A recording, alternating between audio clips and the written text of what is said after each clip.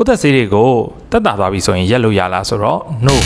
ပိုးသက်ဆေးတွေကိုတက်တာသွားနဲ့ရက်ပစ်တာမျိုးလုံးဝမလုပ်ပါနဲ့နော်ဘာလို့လဲဆိုတော့ပိုးသက်ဆေးတွေဆိုတာယောဂပိုးတွေကိုအားလုံးကိုတစ်ခါတည်းနဲ့မတက်လိုက်နိုင်ဘူးဒီကောင်တွေကယောဂပိုးကိုအားပြော့သွားအောင်လုပ်လိုက်တယ်ယောဂပိုးတွေဆက်ပြီးပွားမလာနိုင်အောင်လို့ဓာတ်ဆီးလိုက်တယ်ဒီတော့ခန္ဓာကိုယ်ထဲမှာယောဂပိုးဟာအားပြော့သွားတယ်ပြီးရင်အကောင်ရည်နည်းသွားတယ်အဲ့ဒီခါမှာလူနာကဝေနာတွေအကုန်တက်တာသွားတယ်ဖျားတာတွေချောင်းဆိုးတာတွေနှာစီးတာတွေမရှိတော့ဘူးဒီတော့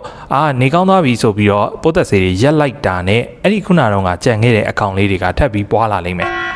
အဲ့လိုပွားလာတဲ့အခါမှာလေ့ကျင့်ပြီးသားပိုးတွေပို့ပြီးတော့စွမ်းအားရှိတဲ့ပိုးတွေဖြစ်သွားခဲ့ရင်ဆေးတွေနဲ့မနိုင်တော့ဘူးအဲ့ဒီခါမှာပို့ပြင်းတဲ့ဆေးတွေတောက်ရလိမ့်မယ်ဆေးရင်တဲ့ပိုးတွေဖြစ်သွားနိုင်တဲ့အတွက်ကြောင့်ပိုးသက်ဆေးတွေကိုဆရာဝန်ညွှန်ကြားတဲ့ရက်ပြည့်တဲ့အထိတောက်ဖို့လိုပါတယ်